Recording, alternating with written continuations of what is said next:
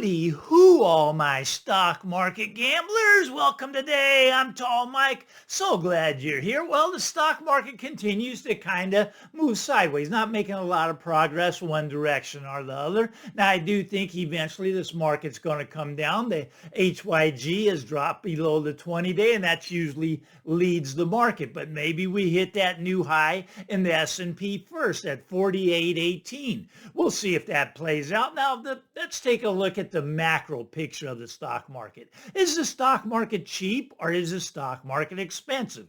Now, Warren Buffett likes to use what's called the Buffett indicator. The Buffett indicator is just GDP as a percentage of the total U.S. market valuation of stocks. Okay, now normally runs the long-term average is about 85%, right? Right now, it's 170%. This could explain why Warren Buffett is sitting on billions and billions of dollars in cash. Again, that's just the GDP as a percentage of the U.S. stock market valuation, called the Buffett indicator. But the Buffett indicator has never really been much higher than this. This is at a record high. I mean, we're at a record extreme valuation of the stock market. And at some point, this market will revert back to the mean, revert back to the long-term average, if you will, which would cut this market by about 50%. 50%. And that may be a conservative drawdown number because a lot of times we overshoot the long-term average and we go below it. Okay, so right now we're 170%. Long-term average is about 85%. Warren Buffett's sitting on billions and billions of dollars in cash. Now, there's more reasons you want to be cautious in this market. I know a lot of the financial advisors out there saying this market's going to the moon, and it may. Okay, it's possible. I'm not saying it's not. They could just keep printing money because this time it's different, right? This time we can just print money into oblivion and push the market up higher. But you got to understand, a lot of these financial pundits, if you will, they've never seen a down market. Most of them are like age 35 or below, and all they've seen is an up market their whole life. You see, the system really broke in 2008. 2008 is where the system broke. And ever since that, we have been in what I would call a fake system, a fake market, if you will. Since 2008, we printed 30 trillion additional dollars, and this is to prop up assets. Initially, it was to prop up the real estate values. They wanted those to go back up, and it seems to have worked. $30 trillion pumped into the system made the assets go up higher, right? So that's what's happened since 2008. We've been in a very fake market. We've been in this long bull run since 2008. What is that, 15 years? That's the longest bull run in the history of the world, right? Okay, now usually you have a bear market every 5 years. So we should have had 3 bear markets in that time, but we've just continued to push this up higher. Anytime you get a correction, they just start the money machine. They start that magic money machine up again. They start printing the money. And you see, this is why I think we're going to actually probably hit a new high before we drop, because they're firing up that magic money machine again. They're coming out with another stimulus. Imagine that. An election year, another stimulus bill. How many votes can we buy? Well, we'll see. I mean, it's only $70 billion. It's $70 billion. That's nothing, right? That's nothing. That's not going to cause any inflation or anything. We have $70 billion sitting aside. Don't we? Oh, no, we don't. We don't have it. We're going to print a $70 billion. That's right. The magic money machine. It's turned on again. We're printing away. Now, where does the $70 billion going to go? Well, of course, it's going to go to the corporations, right? They're going to reinstate the tax credits for corporations. Okay, so they reinstate them for corporations. What about me and you? Well, I guess if you have a child, they're bringing back the child care. All right, well, that makes sense. If you don't have enough money to raise a child, maybe you shouldn't have one. That's a bad take, right? But not to worry. Uncle Joe will now pay for your child. We get the child tax credit going, and I'm not completely against that. I mean, you know, that's better than giving it to the corporation, but shouldn't everybody get the tax break? Shouldn't the single people get the tax break? Shouldn't the seniors get the tax break? Or should it just go to the people with children? I don't know. Dwight, your comment. You give me your take. But the magic money machine is going again. It's going. It's going. Okay, so they're going to continue this printing of money, and they're going to print it into oblivion, and it's kind of a fake system now. You see, we print the money and we go farther into debt. Now, we need more debt. We need more debt. We don't have enough debt. We only got 34 trillion. We only have 200 trillion in unfunded liabilities. We need to get more debt. You see, that we used to live in what was called a wealth-based society. We used to create wealth. Now, the only thing we create is debt. And we need to create a lot more really soon, or everything's going to come crashing down. So how do we create more debt? Well, we did it with the pandemic, right? I mean, that created another $10 trillion.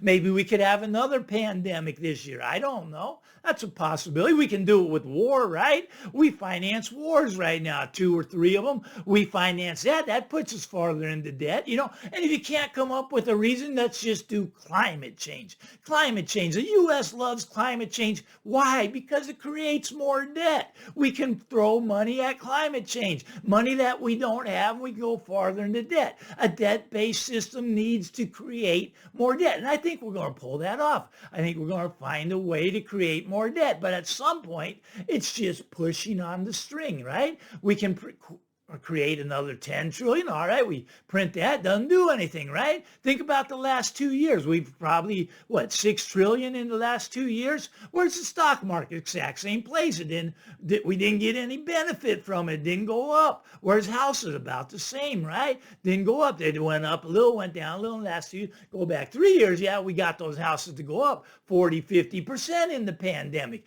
Now, here's the thing. Okay, so now why are house prices staying up so high? Well, I was reading this article. It's all, it's really, people my age. It's our fault. It's the baby boomers' fault. We're staying in our homes too long. We've overstayed our welcome. A lot of the millennials wish we'd just die off. They wouldn't have to pay our Social Security. They wouldn't have to pay our Medicare, and they could get our house, right? Now, a lot of the boomers, I'm telling you, this problem is going to solve itself. Naturally, the average age of boomers are about age 60 to age 78. I'm on the lower end of the boomers, but as we progress older, this problem's going to solve itself naturally. I guarantee you the boomers will give up their house. It'll probably be from natural causes, let's just say. So this problem is going to work itself out. But the demographics to buying a house right now, you got to be really careful here. I know the realtors, they're saying it's a great time to buy, and they want you to go out and get that house, right? They want you to go out and buy a house because it's a great time to buy. But just from a demographic standpoint, those house prices going to be coming down in the next 5 years, going to be dropping, but you need a house now. Well, that's fine. You buy $1 million house now, 5 years, maybe, I don't know, maybe it'll still be worth 700,000. Will you be happy with that? Maybe it'll only be worth 600,000. Maybe it'll be worth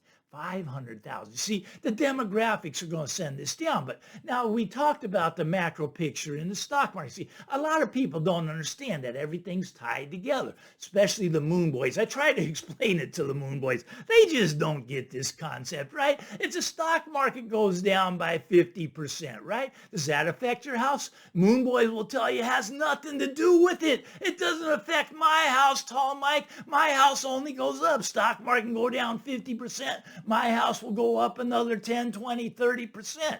Doesn't work that way. Look, we got a problem with the banking system. Now, we got some good news on the banking system, right? The banking term funding program has been extended for another year.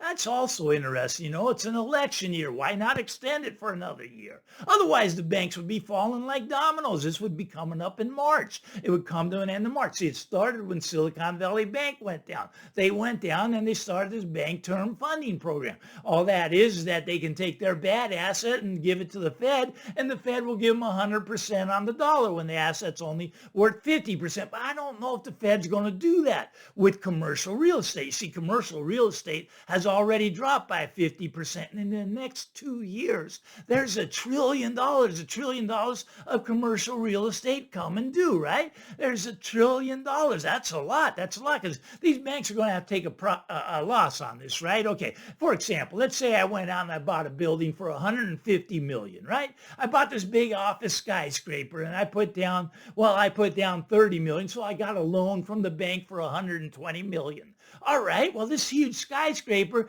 now it's worth 75 million, huh? But I got a loan for 120 million and my loan's coming due. It's coming due this year. So, let me think about this. The building's worth 75 million. I owe 120 million. Let me go see what the bank says. Well, the bank says, well, hey, you got a loan for 120 million at 3%. We'll tell you what we can do. We can give you a loan now for 60 million at, well, we'll call it 8%. All you got to do is bring us $60 million and we'll give you this loan and then you can keep your building. Huh? That doesn't work out too well. Matter of fact, here's the keys to my building. So now the bank has the building. Well, is the Fed going to take the building? Is that what they're going to do? I think they probably will. I think there'll be more bailouts for the banks. But you see, this creates a problem. This is another $1 trillion. Now, $1 trillion today means absolutely nothing. We can print that in one day. That's not a problem. And we need more debt. Let's get the Fed in more debt so we can pump up the economy. How long can we kick the can down the road? That's what happens. Okay, so you got the stock market going down by 50%. You got the commercial real estate property going down by 50%. You got the banks going out of business. But your house is going to stay up, right? Your house, it's going to go higher, right? It's going to go higher. If you're a moon boy, that's what you believe. Let me explain this to the moon boys. All right, let me explain this. See, the problem is us baby boomers, right? Okay, us baby boomers, we got two things. Let me tell you what they are. We got a house. A lot of baby boomers own the houses. Over 50 million of the houses are owned by the boomers, right? 50 million, that's a lot of houses. But that's where all our money's at. Okay, well, what's a little bit of money we have left over? Well, we got that in the 401ks. We got that in the stock market. All right, so here we are. We're sitting on a house, very, very happy because we got all this equity and all the millennials want to buy my house, but they can't afford to buy my house because they only make $50,000 and my house is a $2 million house. How am I going to sell it to the millennials? They don't have the money. All right, so my $2 million house, let's say I'm sitting here like a fat cat, but the stock market drops 50%. That was all my liquid money. Oh, no. That's my retirement. Oh, no.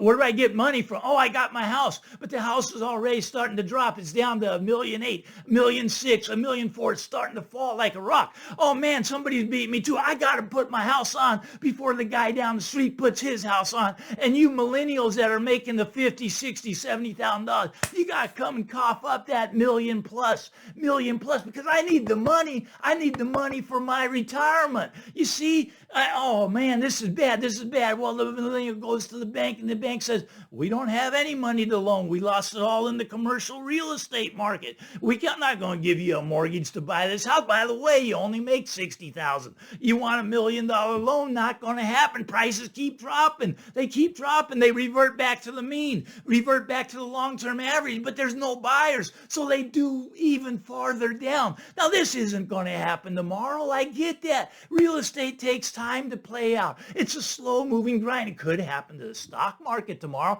50% in the stock market can happen like that. 50% in the housing market, it's a grind down. It's a grind. It's going to take a couple years, but you buy now, you're going to be holding it throughout the grind because the grind has already started. People don't get this. We're already down. Well, the new homes, they're down about 15% year over year. Well, not year over year, since the high. The high was in June of 2022. So since that high, new home construction is down 15%. Now, since the high that Billy Bob got out, houses are down, let's call it 7, 8, just round it up, 10%, down about 15% in my area. But anyways, the grind has already started, see, but it's playing out now, right? You can buy now and you can go out there and you can hold that bag all you want, but they're not going to go up from here. They're coming down. Now, the moon boys will tell you I'm completely crazy. I'm a crazy man out there. He's an old boomer with a microphone and a computer telling you all these lies. That's what they tell me in the comment. I'm just a liar. I'm just giving you my opinion. This is how I see it playing out. Look at bet against me. Please go out and buy a house. I want you to. I'm a real estate broker. Matter of fact, come buy one from me. Why not? I'm Tall Mike. If you like this stuff, give me the thumbs up. Why not? Hit the subscribe button. Matter of fact, punch the subscribe button. Get out there, everybody. Have a great day. We'll talk again real soon. Bye-bye now.